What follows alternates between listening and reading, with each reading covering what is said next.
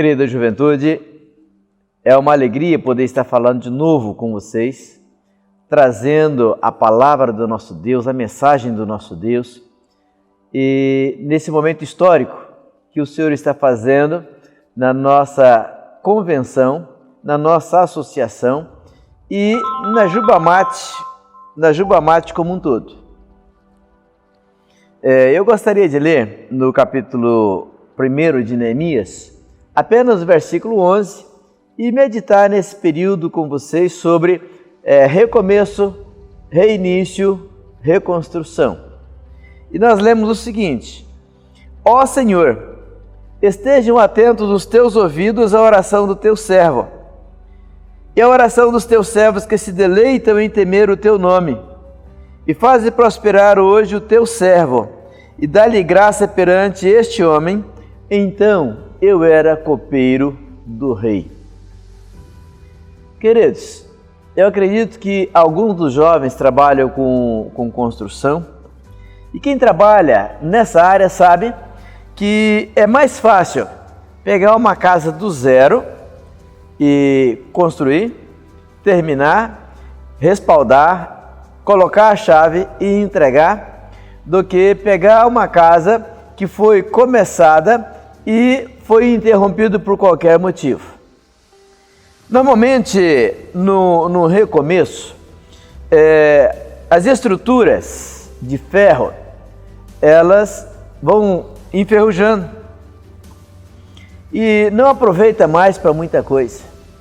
O cimento, aquele cimento que ficou guardado por um determinado período, ele acabou empedrando e já não aproveita mais, e precisa crescer a despesa para comprar um cimento novo, e aí vão aparecendo os inconvenientes de uma obra parada, os inconvenientes de um recomeço, os inconvenientes de uma reconstrução.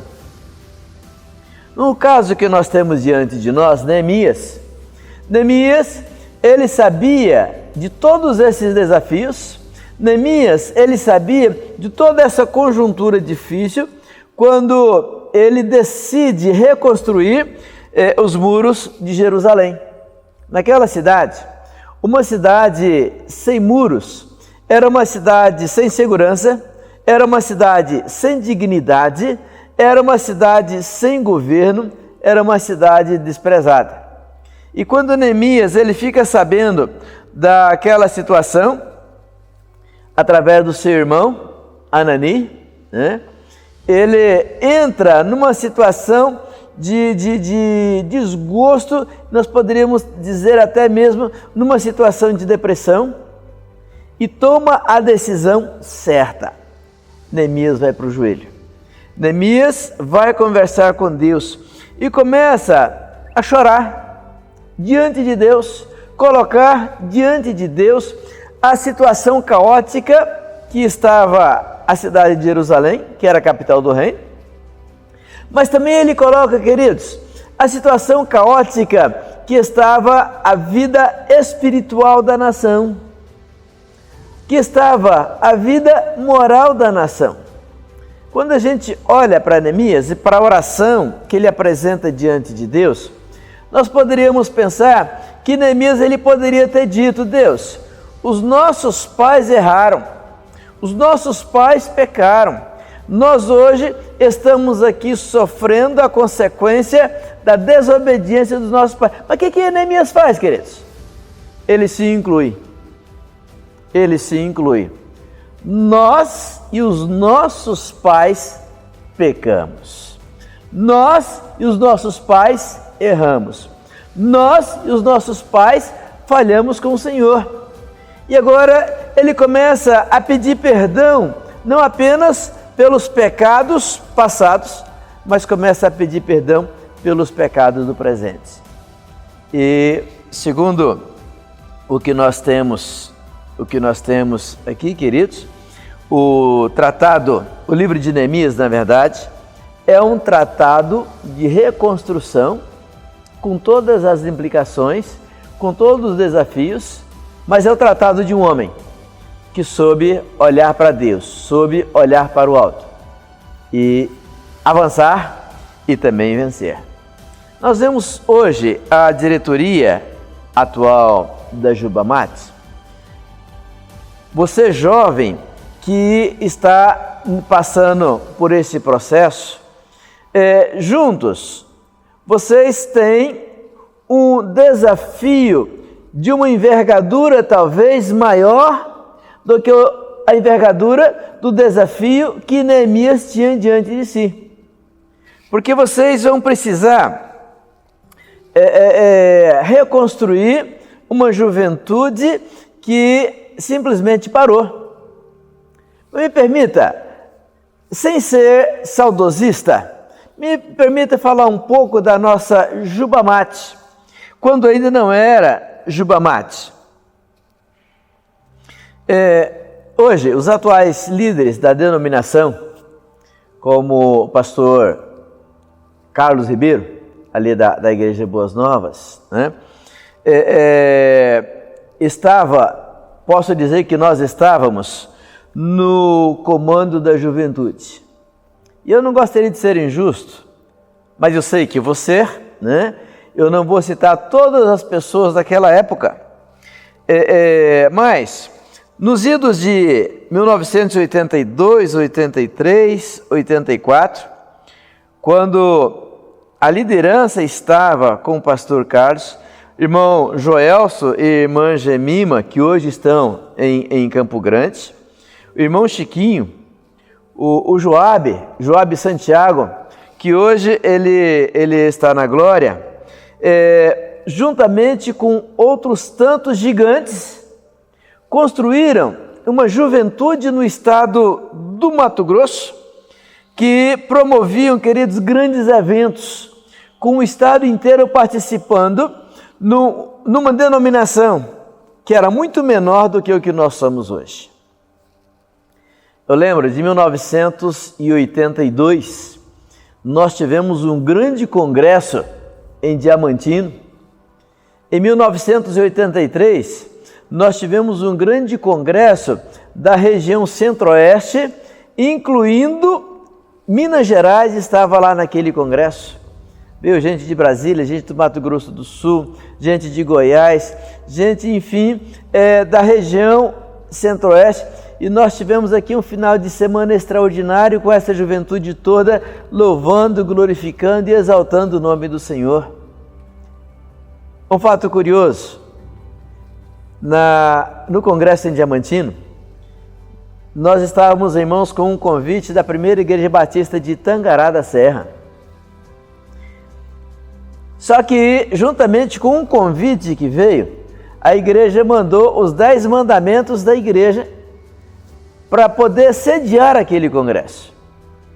E um dos mandamentos, uma das restrições que a igreja tinha mandado, é que durante todo o congresso ninguém poderia usar bermuda em nenhum momento. E aí entrou uma discussão muito forte com respeito ao assunto. Eu lembro que uma das irmãs que estavam na liderança, ela levantou e falou: olha, gente, vamos mostrar para esse povo que nós somos batistas.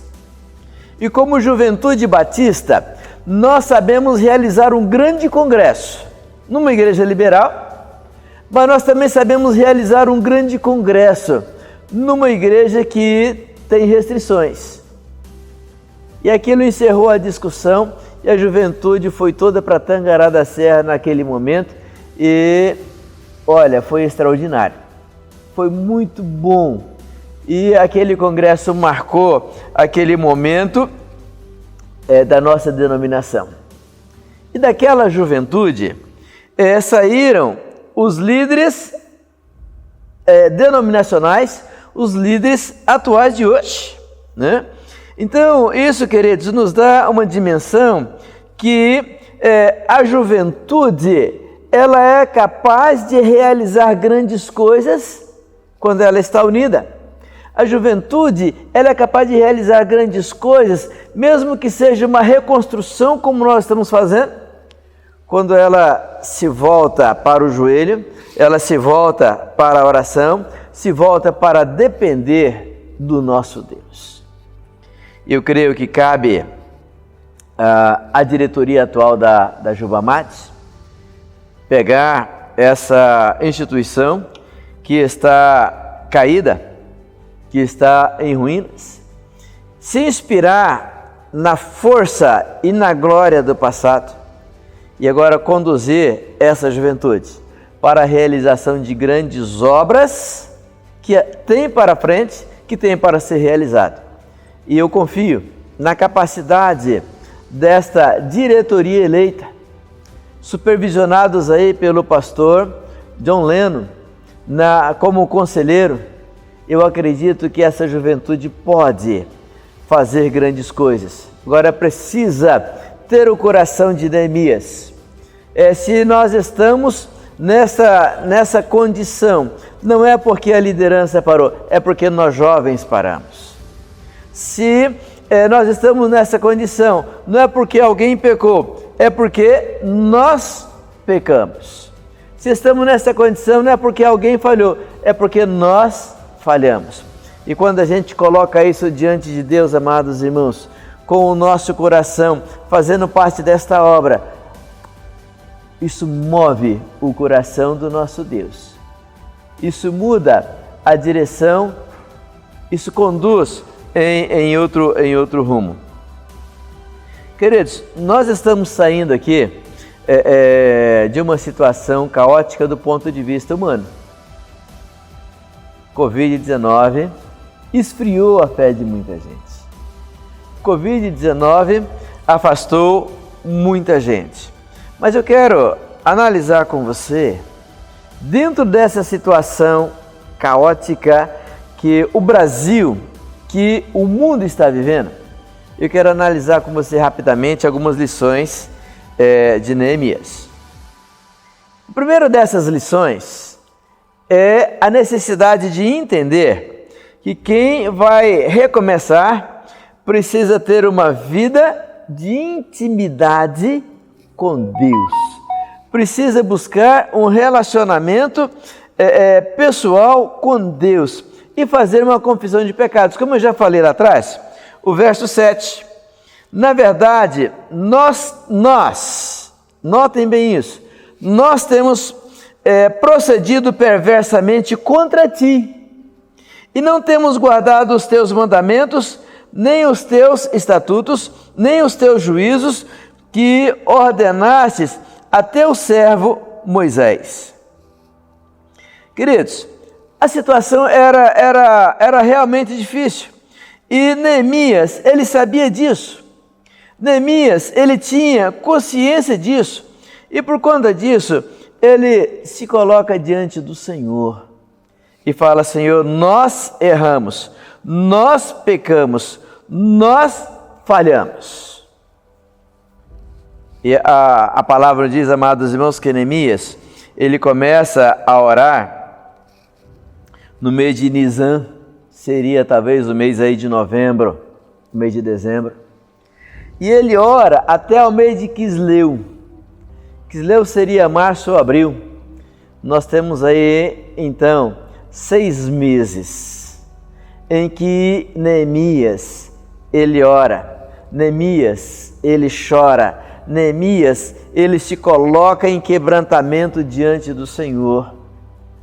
E entendo que ele não estava sozinho, porque ele sabia que era uma obra que não poderia realizar sozinho, como essa retomada da Jubamate, a presidente não pode fazer sozinha, o conselheiro não pode fazer sozinho, ninguém pode realizar esta obra sozinho, porque depende dessa juventude grande, dessa juventude forte, joelhos dobrados no chão e confessando as falhas, confessando os pecados e ao mesmo tempo agregando pessoas que sintam a mesma coisa e buscando a presença do nosso Deus.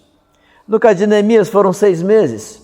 No caso da Jubamate, queridos, nós não temos tanto tempo, mas é o momento de confissão, é o momento de buscar intimidade com Deus, é o momento de caminhar com o Senhor. No segundo momento, queridos, nós precisamos entender que quem vai recomeçar, não pode ficar perguntando quem é o culpado. Nós, e agora eu me incluo também, nós somos os culpados. Nós permitimos que a juventude chegasse até esse momento. Mas, em terceiro lugar, querido, nós precisamos crer que o Deus que atuou em 82, 83, 84 é o mesmo Deus que atua hoje. O Deus que atuou conduzindo Neemias em cada pedaço da reconstrução daquele muro, é o mesmo Deus que vai nos auxiliar na reconstrução dessa juventude pujante, dessa juventude forte, dessa juventude extraordinária, apesar das circunstâncias ao nosso entorno serem circunstâncias desfavoráveis. Olha a oração de Neemias, verso 6. Estejam atentos os teus ouvidos e abertos os teus olhos para ouvires a oração do teu servo, que hoje faço perante ti de dia e de noite.